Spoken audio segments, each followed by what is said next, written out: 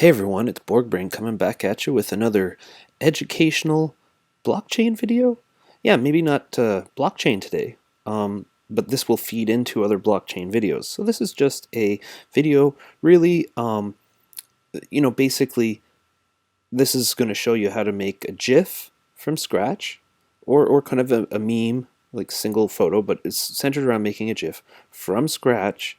I'm going to show you how to do it with free web-based tools. So the two tools specifically are photop.com and easygif.com. So the plan here is I'm going to be diving into some NFT platforms, so I'm going to have to make myself some NFTs. And, this is all sort of for educational purposes, what I'm doing.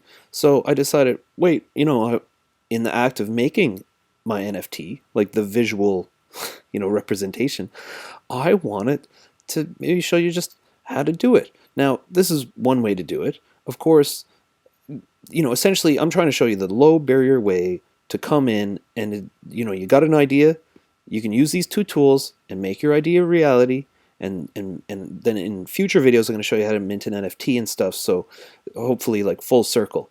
So, yes, Photoshop is, Adobe Creative Cloud. You don't have a lot of options out there. You can either pay this pile of money, or B, you've got to, pirate the software. And a lot of people are like, well, I'm not going to do either. Pirating software is, I don't want to get in trouble, or also it's sketchy. Maybe I'm going to get a virus, and all those. Yeah, 1000%. I'm not trying to advocate for this or anything. I'm just, it's out there, right? And then the other side is, well, I can pay, but of course the Creative Cloud now, so you're going to have to pay a monthly subscription fee that's perpetual, and it's not cheap. So there's other options out there. There's like the GIMP is free and whatever, but I do like the idea of just like free web-based tools that anyone can use. So both of these are cool because they don't put like watermarks or anything on your photos or your GIFs. They just come out kind of the way that you want them. These tools are not kind of the perfect tools. They're just, these tools just get the job done, basically.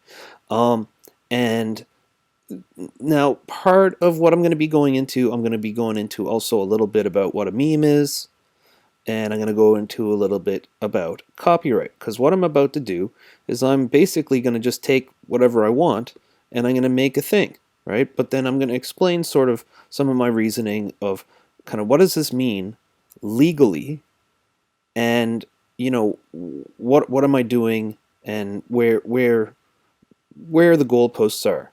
And unfortunately, where the goalposts are when it comes to all this kind of stuff legally is actually like completely arbitrary, and it's jurisdiction to jurisdiction. And unfortunately, like, in the realm of law, when you try to set laws around something that's in like a visual medium, as like a GIF is, the saying, art is in the eye of the beholder, right? Well, that's true, right? So say you go to art school, and I've gone to art school, and then you do an assignment, and then they give you back a mark, okay? What is that mark based on? With the technical ability? How long you spent on it? How many years you spent working to develop this specific skill or a system to make this one specific piece of art, a painting, a screen printing, a piece of photography or video. Like, look, whoever makes the decision legally is basing their decision on a bunch of stuff, and this is not like math where when the judge comes down and says no, 1 + 1 = 2, so this person wins and this person loses. Science, it's a lot of it is sort of cut and dry, more so. But the visual medium is like, do you like this? Would you put your baby in one of these? Right? Some people would be like, oh, that's cute. My little baby's now a banana baby. But then some other people might look at this and be like, whoever is putting their child in that should have their child taken away by the state. So like when you go out there, and this is talking about children here, but the point is that someone looks at the Mona Lisa and says, whatever, leave it or take it, don't care. And then some other person looks at the Mona Lisa and says, this is the greatest painting of ever. Is she smiling? Is she frowning? Do we know? I don't know. It's the question marks, right? So, what is good art? What is good art, right? Is it the skill of the person holding the paintbrush? Is it the cultural significance of that piece of art? Or is it how much emotion it evokes in people who see the piece of artwork? Is it divisive, right?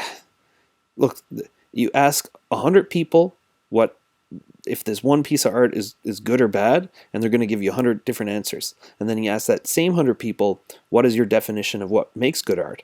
And they're going to give you 100 different definitions. So what I would say is you can't really define it. And because you can't really define it or set, a 1 + 1 = 2, like this is what it is 100%. You can't do that in art on any level.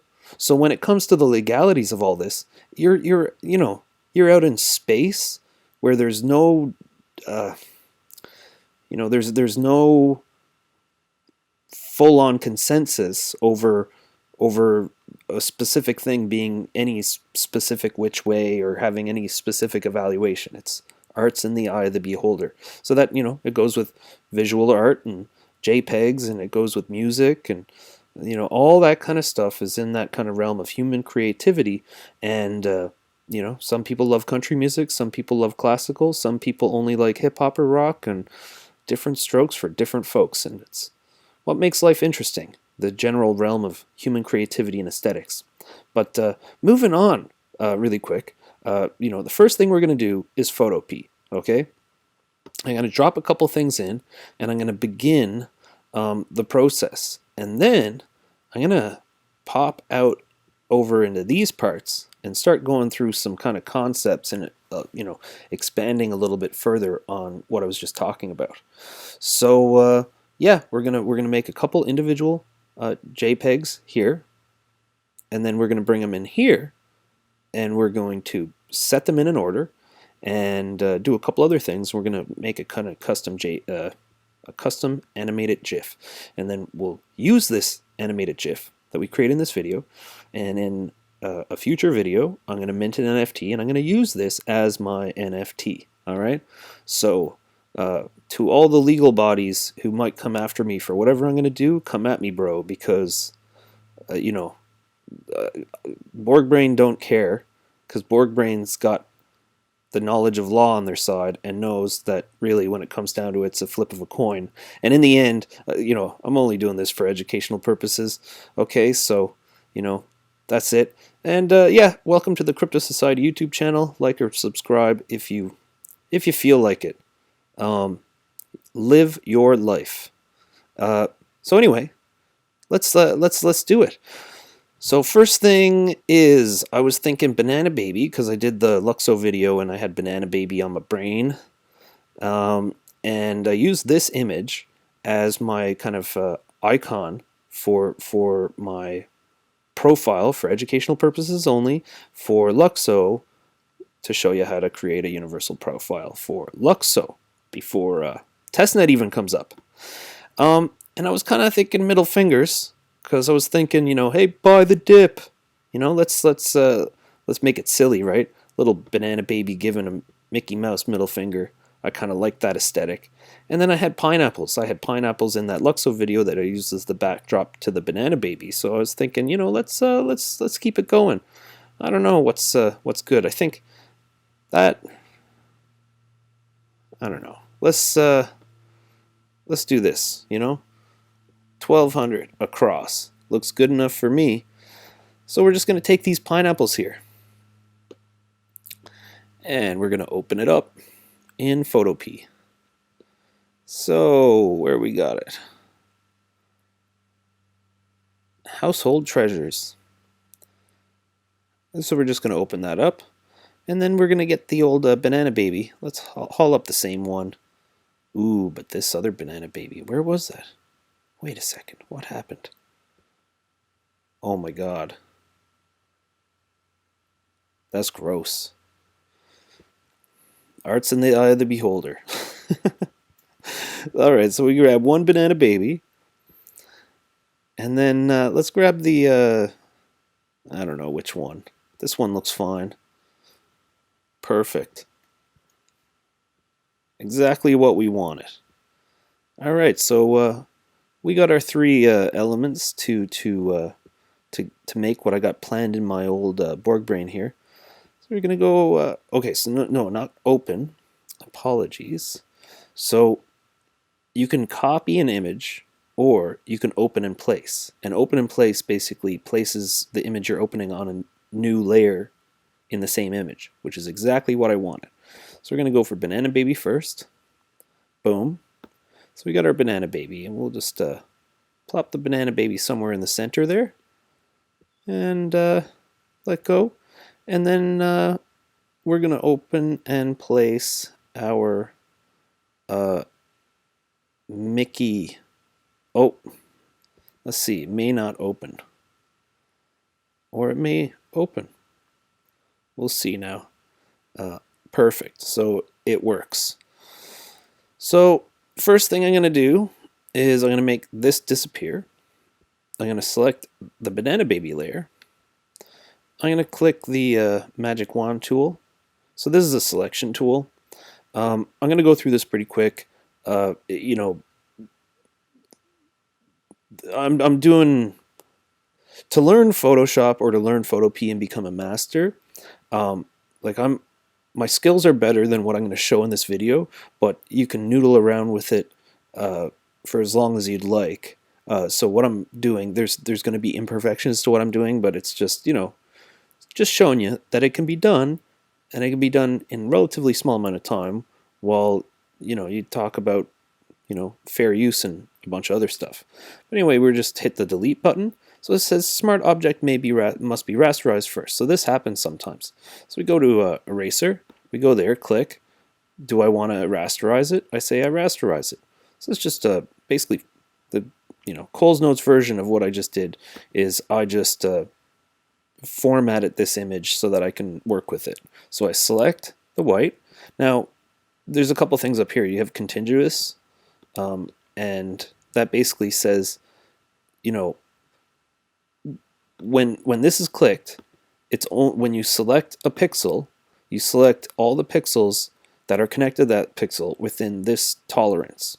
On a kind of 16 is how many steps away of difference between this color and whatever other color, right?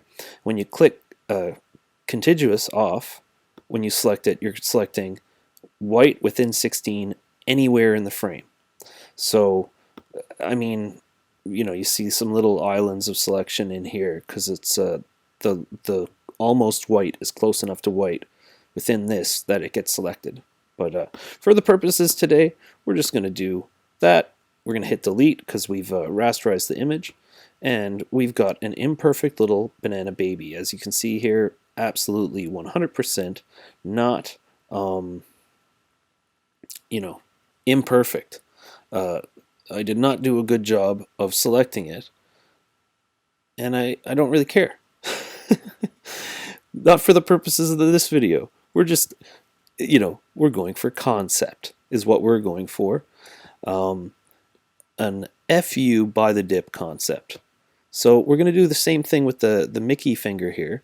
So we go here and must be rasterized. So, you know, I click erase. You can click, you know, a brush or a burr or whatever. You just go in and you click it. So you, instead of just trying to delete it, you try to alter it, and it says, oh, you need to rasterize it. And then you get the prompt and you press OK, and then boom, it rasterizes. Pretty simple.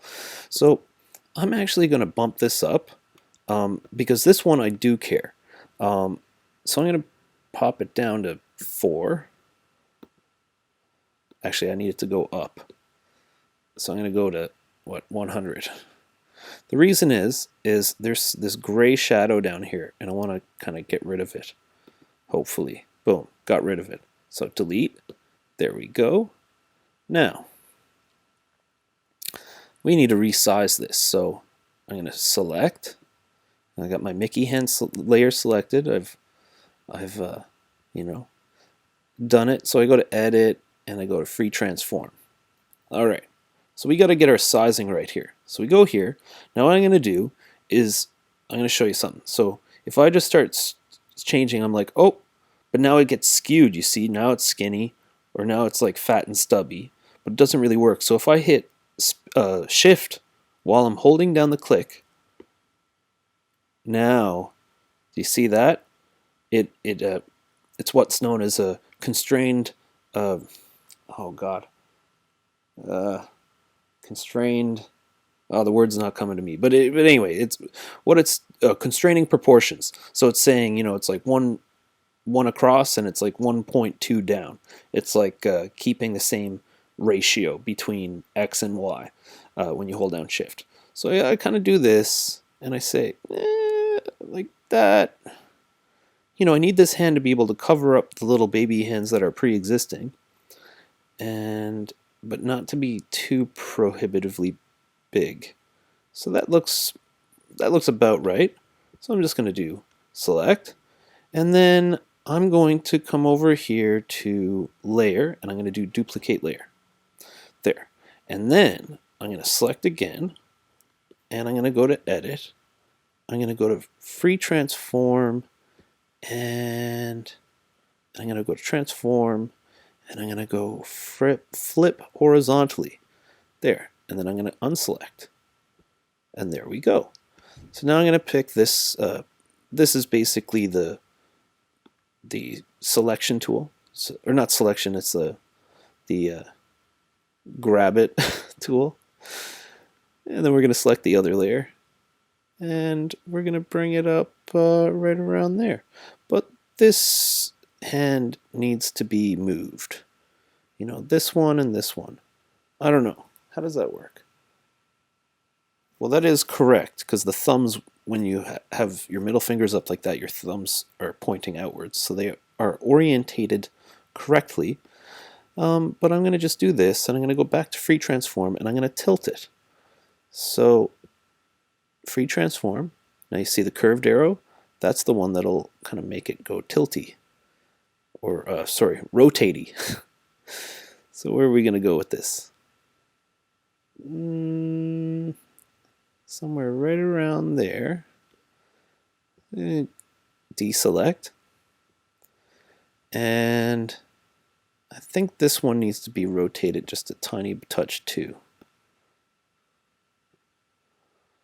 So we go edit, transform, free transform. Oh, we're on the wrong hand. So we go select the right layer, go to free transform, and there we go. So I think I'm going to tilt this in just slightly. I feel like that is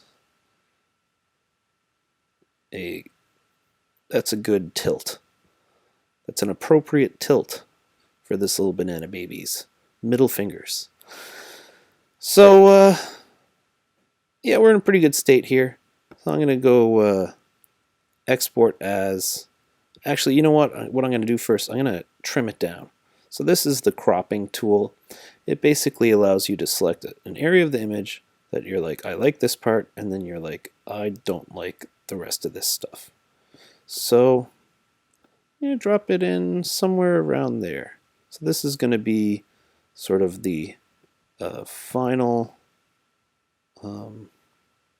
size. Will be this. And yeah, I don't know, I'm mostly good with that. I'm actually going to go in here, I'm going to duplicate the image, duplicate the layer so I can move it just in case. And then I'm going to, what looks good? I kind of like that. All right. And just a touch down. Yeah. That looks aesthetically pleasing to my eye. I don't know if it does to yours, but I think that's slightly better.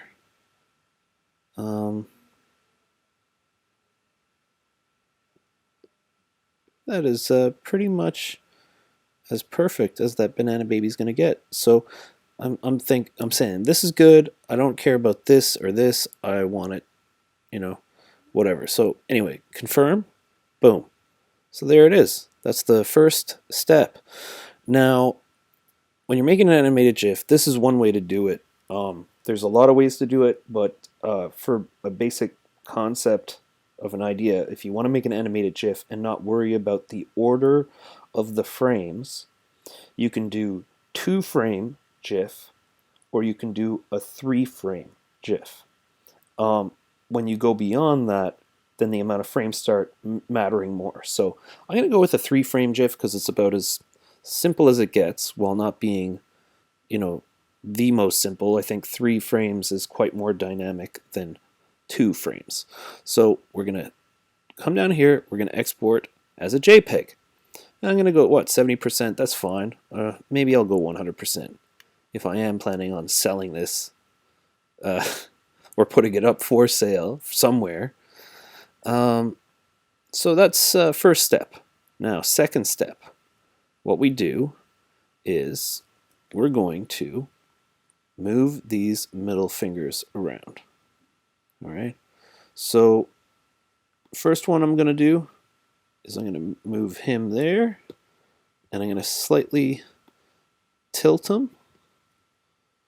So it's down and to the right of the screen.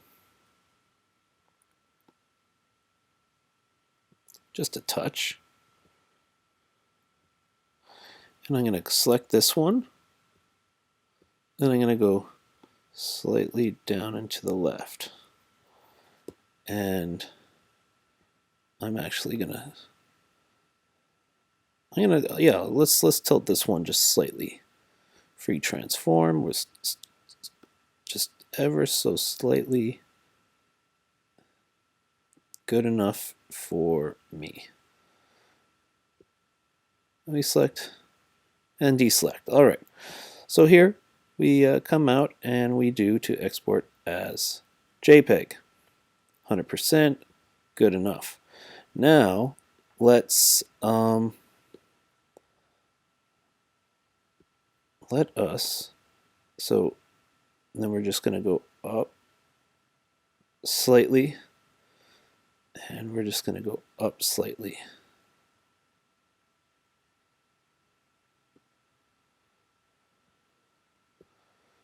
And we're going to go to export as. So we've got 3 frames for an image. Now, what I almost feel like the background should be moving, but I don't care enough. Want to keep it pretty simple. So the next one we do is we do GIF Maker, and here is where we get into making an actual animated GIF. Now, because I'm going to put this up on a market, and I'm going to put this up for sale. So what we do is we select 1, 2, 3. If you want to do a longer GIF and it's got 12 frames, then of course when you save it, you're going to want to keep track of which is the first frame, which is the second, which is the third. But it is what it is, and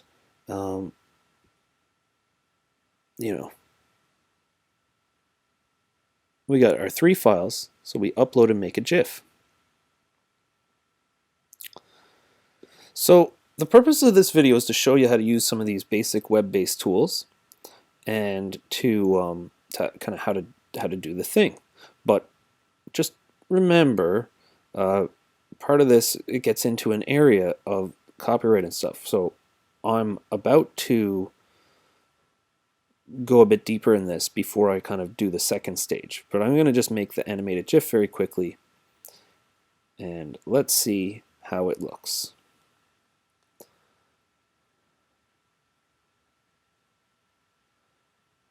I mean, that's all right.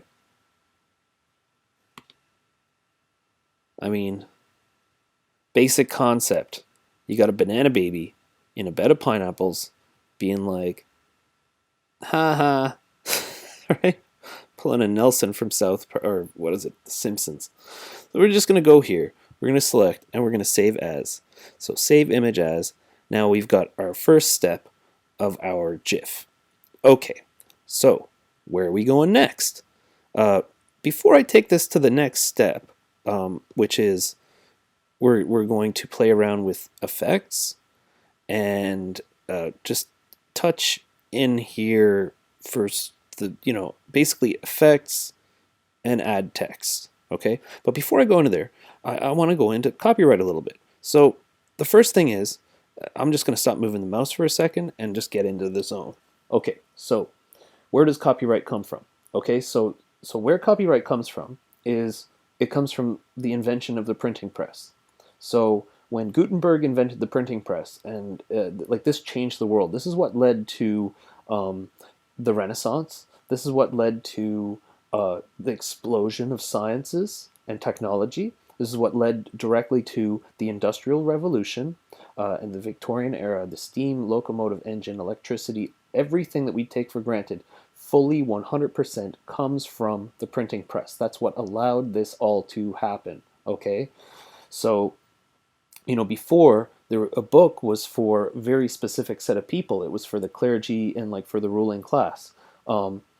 Most people didn't read because books were so prohibitively expensive and rare. It would take a team of scribes years to be able to write one like Old Testament Bible. It took forever. It took thousands of man hours to produce one book. But the printing press, all of a sudden, you could just shit out books like a chicken shits out eggs. It just nonstop, day after day, printing books. So all of a sudden, books became something that wasn't so expensive that no one could actually have access to it. It became something that anyone could have access to because it now all of a sudden, instead of a book being, you having to sell a book for essentially, like a couple $100,000 or something, now all of a sudden you could sell a book for $30. So it completely changed everything. And so the early days, people just print anything, and the idea of copyright, of ownership of an idea, did not really exist. Okay, but then at a certain point, the printing presses, the people running printing presses, they started pointing fingers at each other, saying, "Hey, you're taking my stuff." Now someone would publish a book, right, and then someone else would come in and take what they did and then just copy it and then print their own version of it. And this was all fair game back in the day, but copyright, it didn't come from a place where it was like, oh, here is an author of a book who wrote a book, and we want to protect the author of the book by only allowing, those with a license to print that book, where they've made a deal for the creative work itself, and publishing it, where only they get to publish it. There's some sort of, I think most people have this real twisted misconception about what copyright is, and that copyright is somehow this thing that is out there to protect those who create ideas. That is completely, patently false. Okay? And it has never been the case. Copyright has never been there primarily to protect those who create works of art. It has been primarily in place to restrict the flow of these ideas, restrict access to ideas and content, and allow those who have power to gain more power. This is a system that caters to those who already have power. If you're a little tiny baby artist and you're making arts and crafts, or you're making paintings, or it doesn't matter what you're making, and you go out there and you're like, I got a copyright. I mean, look, oh, someone stole that person's drawing. That's a copyright violation. No, it's not. No, it's not. Okay? The only people who primarily have copyrights are like corporations and large institutions. And if you're a little small artist or musician and you have your art copywritten, it's not you that wrote it. It's you gave away certain rights to that, so someone else gains some of those rights and they wrote it. And the person who copyrighted it is not a person; it's like a corporation or a sort of a copyright clearinghouse. People who go around and buy up intellectual property just so they can sue people. It's law firms.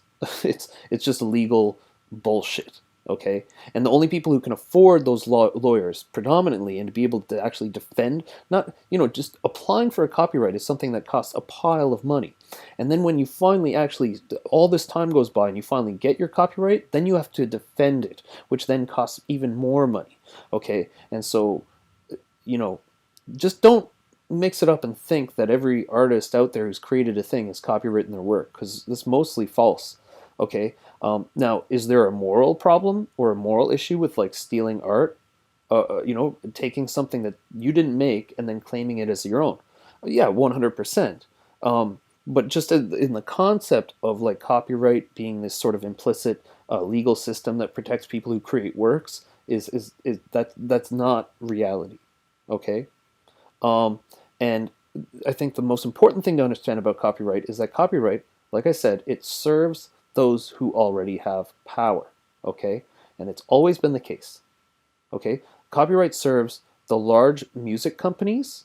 It serves the Disney. It serves Apple and whatever. It serves those people. It serves the big corporations and companies. Very, very rarely does it actually serve the people who created the artwork.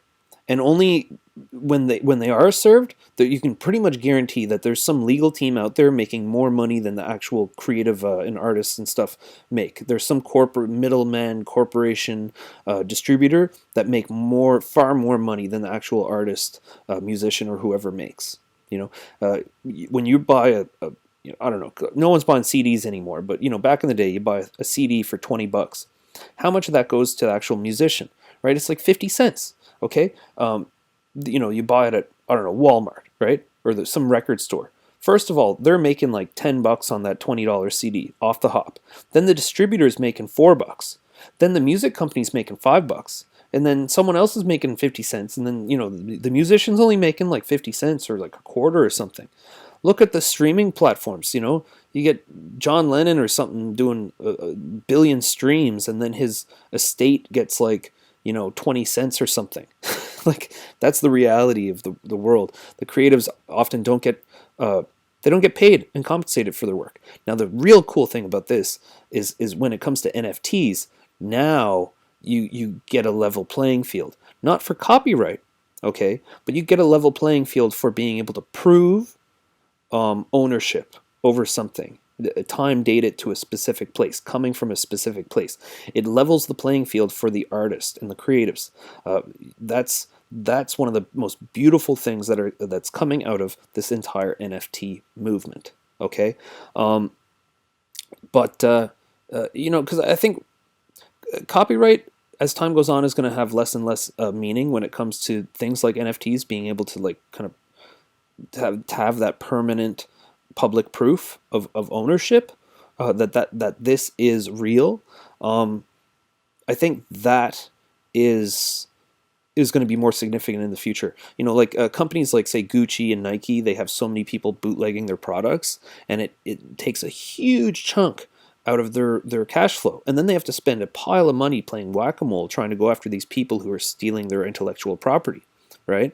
So if you can look at a company, there's a blockchain project called Ariane. The ticker is like ARI20, I think, maybe ARI 20. They have an ERC20 placeholder token. That's a project that's heavily intertwined with Luxo, and they're doing a thing where they're kind of include RFID chips in tags, and then you have like kind of an NFT sort of, I don't know, it's basically on chain. They're able to say, this Gucci handbag or whatever is legitimate, because Gucci makes handbags, then people are bootlegging them. So then they say, oh, we're going to make a certificate saying this is authentic, and then the bootleggers bootleg the certificate.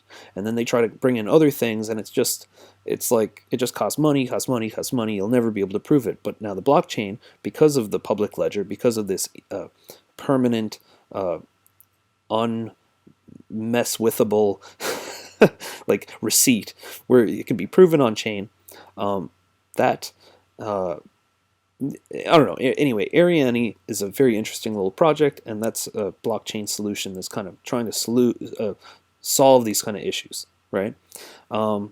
and it's an interesting one. But anyway, uh, getting to a whole copyright thing. Happy birthday to you. This song. So famously, this was the song that basically Warner Chappelle. This is a branch of Warner Music Group under the Time Warner banner. They have a catalog of 1.4 million compositions, 65,000 composers, offices in over 40 countries. So they have offices in over 40 countries. Why? To sue people. To sue people. This is like a legal arm that just says we have the rights to all this shit and like no one else does, and if you touch it, then we're gonna sue you. That's what this is. Um, you know, uh, so the point is that they said, well, we own Happy Birthday to You song, right? And they sued people for years, and they charged people this exorbitant sum of money, these licensing fees. I believe they got a couple people to buy the Happy Birthday song to be played in a movie for like $1 million for the licensing fee for that song. But of course, in 2015, I think it was, when it was, yeah, 2015, the copyright claim in the States was declared invalid, and they had to pay back 14 million in licensing fees. So, this is the silly business. What the U.S. finally said in 2015 is that the Happy Birthday song is now, where is it? Basically, it's part of the. Uh,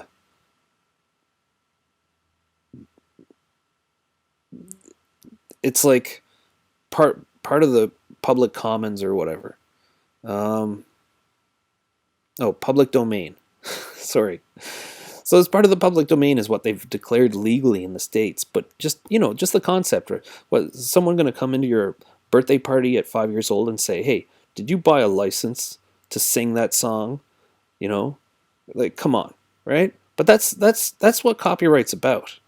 It's about restricting people from being able to just freely express themselves and play around with ideas and stuff. Is what copyright is this day at this point in time, and it's never really served the artists and individuals. Now, I say all this stuff. This is not a complete indictment against copyright, because I think being able to claim ownership over intellectual property is like there's an importance to that. I just think that the vast majority, of people who are like, they think of copyright as like some sort of purist uh, ideology, that it's like, oh, here's this thing that services those who create. It's a way of protecting people who create valuable intellectual property from having people come and steal it and do whatever with it. But in reality, it's just like it's just a shitload of money, and the courts being tied up in baloney, and just in the end, it's the big guys who win 99% of the time, and it has nothing really to do with protecting an individual artist's intellectual property. This is a system designed for the few to cater to the few. And it's not really for you and me, right? But it's important to understand it. So I'm not indicting the entire copyright everything. I'm just trying to like create explain my perspective on how I look at copyright in general, and why you should care, and then the legality of this. If you are going to take a bunch of images off Google and you're going to use some free web-based tools, and you're going to spit out some middle finger banana baby and then pop it up on a market, I'm not telling you to do this. I'm just saying that this is a thing that someone can do. And then if you do it, then there's certain things that you should understand. Whenever you're doing any of this, you should understand the laws in your country or jurisdiction. I am certainly not trying to say, hey, go out and take whatever you want and do whatever with it. That's not really the point of this. I'm just saying I am, for the purposes of this video, which is educational, to do more videos for the purposes which are educational. And you can watch all my videos, and you can understand where I'm trying to, what I'm trying to do here. I'm not trying to tell people to go out and just take shit or whatever, act dishonestly, just to know some of the angles around this. So the point is, right, public domain, all right, fair use. So fair use is a subset of copyright, and this is the Wikipedia page. All these links will be in the description. or maybe not these image links, but the most of them will be in the description, and so this will be. So I mean, if you don't know fair use, I would say I'd highly recommend reading up on it. But I'm going to just read the top two paragraphs here very quickly. So, fair use is a doctrine in the law of the United States that permits limited use of copyright material without having to first acquire permission from the copyright holder. Fair use is one of the limitations to copyright intended to balance the interests of copyright holders with the public interest in the wider distribution and the use of creative works by allowing, as a defense to copyright infringement claims, certain limited uses that might otherwise be considered infringement. Unlike fair dealing rights that exist in most countries with a British legal history, the fair use right is a general exception that applies to all different kinds of uses with all types of works and turns on a flexible proportionality test that examines the purpose of the use, the amount used, and the impact on the market of the original work. The doctrine of fair use originated in the Anglo-American common law during the 18th and 19th centuries as a way of preventing copyright law from being too rigidly applied and stifling the very creativity which copyright law is designed to foster. All right? Stifling the very creativity which copyright law is designed to foster. Okay? Though originally a common law doctrine, it was enshrined in statutory law when the U.S. Congress passed the Copyright Act of 1976. The U.S. Supreme Court has issued several major decisions clarifying and reaffirming the fair use doctrine since the 1980s, most recently in the 1994 decision Campbell versus Aka Feroz Music. Okay, so here it is. When Rolling Stone is going out and suing, what was that band, The Verge or whatever, for that Bittersweet Symphony song, like, can you listen to the Rolling Stones song and then somehow that going and being turned into that symphony and then that one little piece getting turned into this other song? Like, how close is Bittersweet Symphony to the original song? I'm not going to play them here for you, but you can look it up if you want. And it's like night and day. It's two totally different songs. There's just this one little tiny melody, which is like not even really in the original Rolling Stones song. It's ridiculous. And then that guy had to pay millions of dollars, didn't get any royalties during all of his golden years, was screwed out of his number one hit big song. And then eventually, a couple of years ago, then the Rolling Stones said, "Oh, you know what? We're gonna pay back. We're gonna give this guy a bunch of money," because they all realized he's poor as shit, and he had one of the biggest number one global hits of the entire 1990s, and never got a friggin' dime for it, because the Rolling Stones are like, "You stole our shit," right? It's not about the little guy. It's about the big guy. What about the early 80s? You had this new music come out called hip-hop, which was largely sample-based, and the very earliest hip-hop was largely based on samples from, number one, drum, little drum breakdowns from American soul music, and number two, German early electronic music, specifically just Kraftwerk. Basically just Kraftwerk.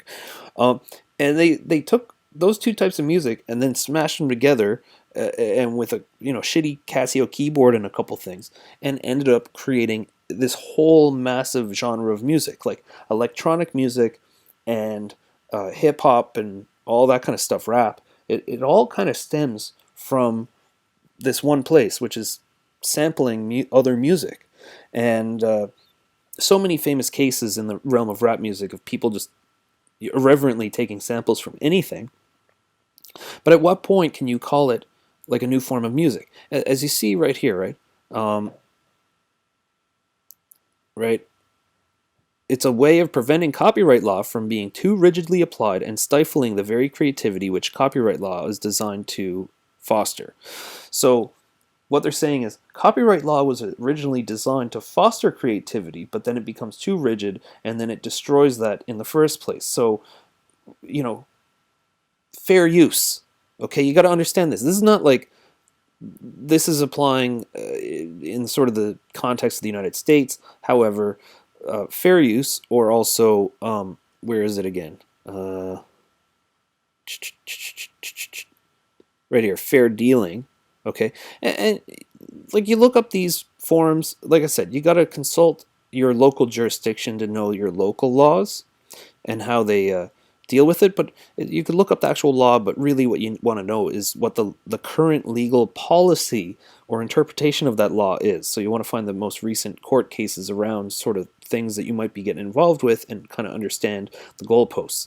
But in the end, I mean, if you're using something and you're making a little animated GIF, then what is like Disney going to come and say, we're going to sue you for $1 million because you took a bunch of Mickey hands? Well, like, I don't know, but you know what? This is fair use. I don't give a shit. This is fair use, and this is what I think of me taking those Mickey hands. I don't give a shit. I'm gonna take whatever I want in this video to make an animated GIF because I'm trying to prove a point here. That at what point, you know, it's very arbitrary, right? Like here it says, where is it?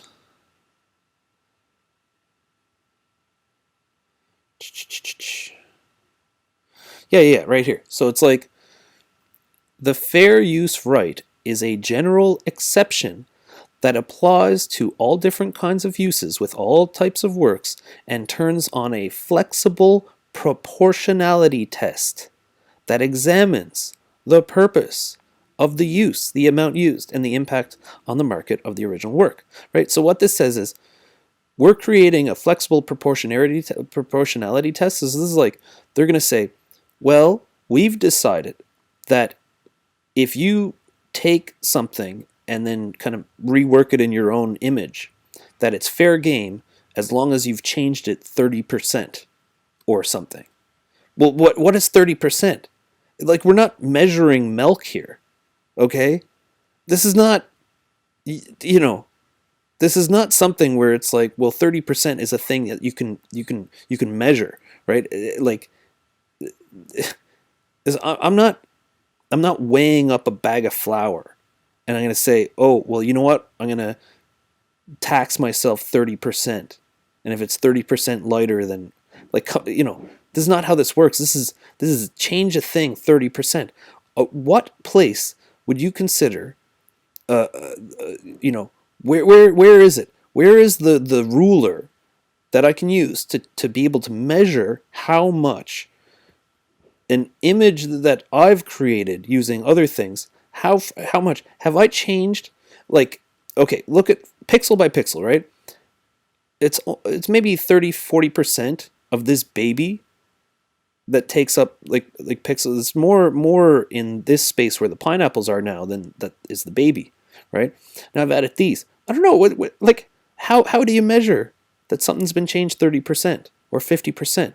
It's a very arbitrary kind of decision. So, like I said, the judge in the case or whatever is basing it on their perspective, which is this is not measuring a bag of flour. Okay, this is not a thing that we can all just 100 people will all say, "Yep, that's 30%." There's no 100 people on this entire planet that would ever agree to what a 30% change on an image would be. That's been absolutely not. Like, so, all right, fair use or copyright infringement. So this is a subset, another secondary kind of like let you off the hook when it comes to kind of copyright. And so what this one is this is to do with parody. And as a very basic, I'll just read out the top little bit. So it's been a long-standing practice to poke fun at our cultural icons, symbols, public figures, and celebrities. A parody exists when one imitates a serious piece of work, such as literature, music, artwork, or for a humorous or satirical effect. Parody, as a method of criticism, has been a very popular means for authors, entertainers, and advertisers to communicate a particular message or point of view to the public. A parody, because it is a method of criticism, must inevitably make use of another creative work. This inherently creates a conflict between the creator of the work that is being parodied, as no one likes to be criticized, made fun of, or ridiculed, and the creator of the parody. It is also highly unlikely that a copyright owner will grant permission or a license to a parodist to use their copyright-protected work in creating a parody. Weird Al Yankovic is famous for going out and asking for permission for all the parodies he does, and him saying, "Yeah, I tried this one, this one, this one," and they all said no, so I didn't do the song. It sucks. I recorded it; it was a good song, but I didn't put it on the album because they didn't give me permission. He's one of the more famous parodyists out there. But look at it like this: Saturday Night Live. What is that, right? What is The Simpsons, right? What is South Park? All that those shows do is they're all parody. They all make fun of people. They all make fun of the news and certain situations, and then they make people laugh about it. But at what point are you? Is it copyright infringement, right? And the final idea I'm going to go into is meme. A meme. So what a meme is the basic definition is an element of a culture or system of behavior that may be considered to be passed from one individual to another by non-genetic means, especially imitation, right? So a humorous image, video, piece of text, etc. that is copied, often with slight variations, and spreads rapidly by internet users. So what I'm going to say is a meme is more of a cultural transmission of an idea that evolves as it gets handed from person to person. And memes are not something that started in the age of the internet. What I would say is that memes have taken on a new meaning and context in the high-flying, fast world of the internet. And there's like a different type of power now with how fast information can travel around this world. Has sped up the meme cycle to this. It evolves on a minute-to-minute basis as opposed to on a year-to-year basis. But Saturday Night Live, what happens is there's some famous actor, a famous interview or something, and it's talked about in the news, and then Saturday Night Live says, okay, well, we're going to do parody that, and they make a funny version of it, making fun of it even more. And then what happens is the next Monday morning, everyone goes back to their job, and then they walk in, and then they do impersonations of the parody that's an impersonation of another person. And maybe that one really funny person in the office does their impersonation, which is even a bit different, and they ad-lib some of it and they make it even funnier. And then one of the people at work says, oh, I'm going to take that, and when they come home around the dinner table with their family, they do an impersonation that's an impersonation of the funny person at work, that's an impersonation of a Saturday Night Live skit, that's an impersonation of an actual thing that happened. So what just happened there? That's the evolution of a cultural idea. It takes on a life of its own, and it turns into its own thing as it gets transversed from human to human. Okay, and it didn't start with the internet. It's just that, I think the power of the meme is really is taken on a new level of power, because the internet is a place where the transmission of cultural ideas happens so quickly that memes can change the world. Memes have a weight now that they didn't really have previously. And then this brings me to a final kind of place, talking about this whole realm of copyright. This is a documentary I would highly recommend watching it. This is a 50-minute version on Vimeo by this guy, Matthias Frisch. Now, if you don't know who Techno Viking is, then I would say, look up Techno Viking. But honestly, just watch this. I would just watch this. It's incredible. Now, this is the short version, and I would say if you're interested in more of the legalities of this entire everything, I would say contact Matthias to get the full 90-minute film. I would highly recommend checking out the full film and try to get your hands on that if you can. But if he doesn't answer, or if you just want the quick pull, this is good. But it goes. The long version is a little bit more dry, but it gets far deeper, and I think is a much more powerful film in terms of especially some of the moral, legal implications of these kinds of things. So the very basics are, there's a guy named Techno Viking. Of course, that's not his real name, but he was filmed at this public event in Berlin years ago. And Matthias was the guy who filmed him. And he just, early days of the internet, he uploaded this shitty quality little video on his website before YouTube ever existed. And it eventually took on a life of its own. And it became this epic, early meme of the internet. Now, the guy behind Techno Viking, his likeness is here, he basically said, you know what, I'm going to sue you. So basically he started trying to sue Matthias, and suing other people. Matthias uploaded the video, and then all of a sudden some people started turning it into memes and selling t-shirts. So then he started selling t-shirts and this and that, and then this guy's just like, screw you.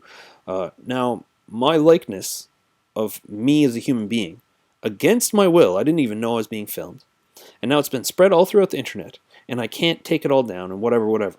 So this is a court case in Germany. It went on for years, and it had a very, very important ramifications for when it comes to like the rights you have over your own likeness. Okay, and this is significant because I think when we talk about the legalities of this kind of stuff, but then we also talk about the moral side of it. There's two sides to this coin, you know, of what out there is up for grabs and what out there is not. Art's in the eye of the beholder. I don't have some easy answers for everything, but I'm going to say that I would highly recommend watching this if you want to go deeper, and then studying the case a bit further, because I think there's absolutely some very important kind of places that we get to in this case that have been discussed on a very wide scale in Germany, but are largely undiscussed in the rest of the world to this day. And as we go further into this realm, this digital realm, and spend more and more of our time online and connected, these kind of cases become more and more relevant, and I think, are the sort of canary in a coal's mine of the place we're going to get to in the not too distant future. So I'm certainly not saying go take anything you want and be irreverent. I'm just saying, know what copyright is. Know what Warner Chappelle Music tried to do with "Happy Birthday to You" and what they continue to do with 65 or what 1.5 million songs that they have, right? And what is fair use and what is parody law. And if you are ever doing any of this on any kind of real scale, know that sort of, if you're making like if you make a little GIF meme, right? And so what I'm gonna go into effects here, and as we move on, because I feel like this video has been going on for a real long time, and I'd like to just kind of tie everything up. But basically, I think if you're going to play around with any of this kind of stuff, then, and say you go onto some NFT minting platform and you mint an NFT, I think if you're just starting out, just do whatever you want, whatever. Who cares, right? If something happens, you take it down, whatever, right? But like, you make your judgments on what's okay. I would say, definitely, and like, you got to understand too. I'm someone, I come from a music and a design and an art background. I've gone to school. I've painted murals. I've sold hundreds of pieces of work. Thousands of pieces of work, of artwork alone, that I've sold and given away. Thousands. I've got stuff in the the National Archives of Canada, the National Art Gallery Archives of Canada. I've got stuff at like Bibliothèque Nationale in Quebec City. I've got stuff out there. I've shown works in a gallery many times. I don't really do this stuff anymore. Okay, I've played in bands. I've released music. Okay, I've had my stuff pirated and put online. Okay, I've had people take my steez and my style and start copying what I'm doing many times. Okay, so this is not me coming saying, just understand, like, I've been on both sides of this, and this is what I'm saying about copyright. Just so you know, right? I maintain the opinion that fair use is very important, that parody is very important, and that allowing people to, say, use free web-based tools to experiment and do whatever they want to a certain level, it should be fully wide open. That people shouldn't feel restricted in their creativity. Now, here's the caveat. As soon as you start monetizing your stuff, like you put some stuff up, mint some NFTs on an NFT platform as an example, and you start selling them, and say you make $50 or whatever, well, then that doesn't matter. But if all of a sudden you start selling works of art for $70 million like Beeple, right? If you start making hundreds of thousands of dollars, well, now you make yourself a potential target for people like Warner Chappelle Music, right? You're setting yourself up to having Disney being like, what, F me, no F you. That's what you're setting. When you become successful and known, then you're putting a target on your back. Like if you win the lottery and your family finds out, then they're all going to be calling you, asking you for a loan so they can buy a Lambo, right? The more successful you are, the more people are going to just want to take you down in general. But if you are using anything that could be considered a copyright work, and the bigger you get, then the more chances you're going to get a cease and desist or some sort of like lawsuit coming your way. But certainly, if you're doing something super small scale, you're not making money at it, especially. Or you can handily, like, your stuff and your jurisdiction and all your what parody and fair use is, then use discretion. But I just wanted to talk about some of that stuff. I thought it was pretty important. But anyway, so here we are. We've got our first level of the animated GIF done. But I'm like, you know what? I think that one of these guys, they're going to look at this and they're going to say, hey, Borg Brain, you didn't change it 30%. So I'm gonna give this a little tint, because I kind of like doing a little tint. Just do a low level tint. So I click the little color box here, and I'm going to come down to around, yellow. I'm going to drop it down to like, say, 20%, 26%. And then I'm going to just bump up the hue, bump down the saturation, bring up the lightness a little bit. Just do a little tweak. Here, just bring up the brightness. We'll just lower the contrast just a touch. And let's see if we can get 30%. Oh God, I did something wrong. Oh, monochrome. That's wrong. Don't want no monochrome. I need to have my colors. Oh, that looks horrible.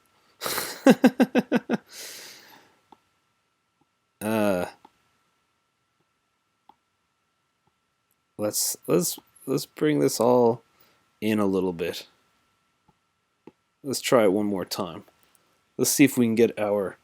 Oh God, that's no good.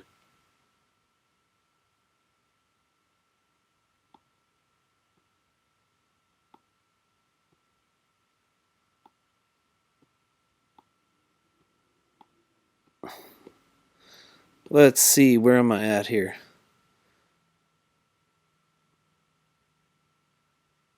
I mean, it's too much. There's too much saturation. Let's dial this down. And here, let's bring it right back. Let's see if this turns out okay, and if this doesn't, man, I don't like this at all. So I'm gonna go back, and I'm gonna just keep it a bit more simple, and just do let's do a tint, and I'll bump up the saturation just a touch. Okay, so saturation just a touch, just a couple points there, and I'm going to do brightness just a touch there, and I'm going to do tint, and I'm going to choose the old yellow there. I'm going to bring it down to like 20, 15, 16. Good enough for me. So we go down here, I'm going to apply the selected, and hopefully we get... Man, why is it spitting it out so dang dark every dang time? Alright, let's try one last time. Maybe this is just a tint.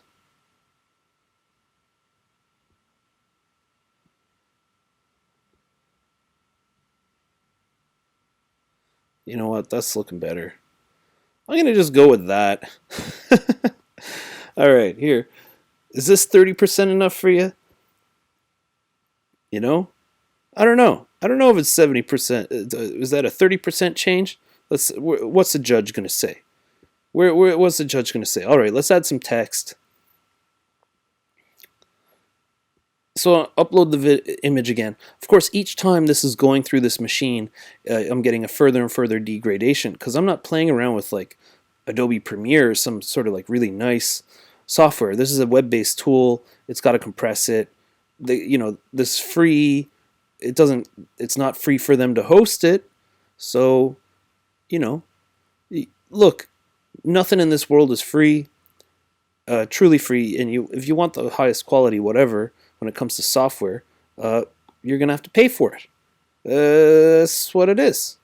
Either that, or you have to do something unscrupulous and perhaps dishonest, depending on your perspective. So here, we're going to do this one last thing. We're going to say, buy the dip. And I'm going to do I'm going to have it stagger it like this. I like the aesthetics to that. And I'm going to say the border is going to be, say, very strong. I feel very strong. And we're just going to do one frame. So I'll just show you really quickly how this works. So I'll do by the dip like that, and let's bump it up to 110. I think that's the max size for the font size that you can have. By the dip, and I'm actually going to drop that down to, say, 84. Is you get a feel for this the more you do it. So it's by the dip, and I'm going to set. All right, so if I come down here and I go create GIF, because it said from 1 to end frame, that means that this will get inserted on the first frame, all the way to the end, as you can see here, right? But say I want to have that only go to 1, so 1 to 1, right? But then I'm going to copy this, and I'm going to bring this down, I'm going to paste it here, there, and what did I say? I said 84. I'm going to say 92, and I'm going to go very strong, and I'm going to call this 2 to 2, and I'm going to set it there by the dip, and so set there. I'm going to set there 84, 92, and then I'll say where's 86. Oh, oops. 86 for this one, and I'm going to do paste, and I'm going to go from 3 to 3. I can do 3 to end because that's the final frame anyway. I'm going to go very strong, and I'm going to set it again. Set it and forget it. There. Now, they should skew slightly different and different sizes and kind of move around. There you go, by the dip. So I'm going to save this, and that's going to be my image. This is the image I'm going to use for my first NFT. Now, were these Mickey hands changed 30% or more? Or was this baby changed 30% or more? Or were the pineapples changed 30% or more? Or how about the combination of all three together? Can I claim fair use or parody law? I think that's up to the eye of the beholder, and I'd say that's up to the judge. What I'll say is also I'm willing to take the risk to be able to say that all this is absolute fair use because I'm doing this for educational purposes. And even though I'm going to put this up for sale on a market, I'm not expecting to sell it, but I am going to fully do all of this out of pure principle on encouraging people essentially. If I'm going to say anything to anyone about this, is that, look, Photopea is free to use, and EasyGIF is free to use. And I just barely touched, there's a lot of stuff you can do in here in terms of taking an animated GIF that already exists, just adding text. That's a super quick way to just make GIFs for the purposes of memes. If you're participating in any kind of blockchain project, look, you could take, I put up my banana baby somewhere and you're like, this is perfect. So you know what I'm going to do? I'll just upload this somewhere, you want to take that GIF and then you want to just put add text to whatever shitcoin you're trying to shill and then post it on Twitter. You go right ahead, right? It's just like, I don't give a shit. Maybe Banana Baby does. Maybe Banana Baby, this actual baby, grows up and says, holy crap, there's a whole pile of these Banana Baby, like, fuck you by the dip GIFs out there. And now I'm a teenager and people found out that was me. And now I want to sue people because my quality of life has gone down and people are bullying me, calling me banana baby. But I'm just like a teenager trying to, you know, get laid and get paid. So who knows? I mean, life is messy. Life is complicated. Copyright is really complicated, and it's jurisdiction to jurisdiction, and it gets tied up where you got legal tying up with moral grounds. And I'm going to tell you, look, any area of law where you've got moral issues combining with actual like legal issues, this is a shitstorm. Every time it makes it so much more complex. When you got a whole bunch of people in public who are yaying and naying the moral side of an argument, and then you've got an actual like crime that's how you know the judges don't have it easy, is what I'll say. As much as I have like a lot of disrespect for judges who uphold this kind of bullshit, right? With happy birthday, and then a lot of respect for judges who say this is bullshit. Pay him back the money you were charging him. You don't own the happy birthday song, you know. I'm not trying to just like shit on Warner either. I mean, like this is a company. America is a capitalist country and whatever, right? But when you got a company like Pepsi who's trying to copyright a specific shade of blue, right? I think we that's a sign that we're reaching like peak copyright, and it's a sign that things should change, right? There's a limit to what we should be copywriting. And it's a cultural thing too. In the Western world, we talk about the moral qualms. You go to another place, and there's very different moral ideas over ownership of like intellectual property or concepts or images. I'm not going to point the finger at anyway, but there's a reason why there's a lot of bootlegging going on, and why it kind of centers around a couple other cultures and stuff, right? It's not so much like one group of people saying screw another group of people. It's that one group of people has like cultural norms, and then another group of people has a different set of cultural norms, and then sometimes they clash. And this is when you have a cultural clash, and you get culture clash tying up with billions of dollars, and then in different court systems in different parts of the world and all this kind of stuff, and it turns into a big mess, especially for companies like Gucci and Nike. But I don't know. Maybe I should have put a Nike swoosh on this just to go for extra measure of sort of, not that I have any problem with Nike, but just sort of to prove a bit of a point. Fair use exists, parody law exists. If you are copying anything off the internet, you should know what your rights are. This video is not legal advice. Okay, you don't go out and watch your ass. Don't come back to me and say, "Oh God, I'm getting sued now because I did something you told me to do." I'm not telling you to do anything. I'm telling you that Easy GIF is a cool tool that you can use to make GIFs and stuff. Photopea is a cool tool you can do stuff with, whatever. And I would say that it's very important to understand some of the history of copyright, parody, fair use, etc., and what memes are, and the transmission of cultural ideas, and really, when it really comes down to it, the heart of creativity itself. Every great creator of great culturally significant works of art all started by copying those who came before them that they were most inspired by, and they eventually got their skills, they eventually got their talent. It eventually led somewhere, and then they reached greatness or whatever. But no one, just like Leonardo da Vinci, didn't wake up one day and was just like the greatest artist that ever lived. He studied under other people who were very talented, and he eventually eclipsed them and became Leonardo da Vinci. But he didn't start just being able to draw people or do things. He learned from copying other people. Do you know why? Because that's how humans learn things.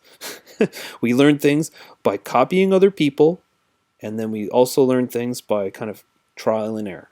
And it's the combination of those two things is how we learn the most. Repetition is in there too, but I'd say hands-on is a better way to learn for most things. You just read a book, you're going to learn a bit, but if you read it and speak it out loud, you're going to read it better. But if you read it and speak it out loud and then write it down on cue cards, then you're going to really remember it. You always add in that physical audio element, and it makes it better. But anyway, look, neither here nor there. I don't know how long this video is going to be, but if I had any recommendations, really, is just buy the dip. Do you do your own research, watch your ass, and don't take anything I say in here as anything other than, I guess, edutainment. So yeah, hope you enjoyed the video. Borg Brain signing out. Watch out for the next couple videos. I will have a bunch of NFT videos, and I'm going to reverently put this thing up on some market somewhere. I'm going to sell it for like next to nothing. Just, not for the purposes of making any money, just for the purposes of minting an NFT. So maybe I'll just make this. I'll make variations of the whole Banana Baby thing. I'll just put one out on every different platform I end up minting NFTs on. But yeah, anyway, that's it. I'm out. Peace.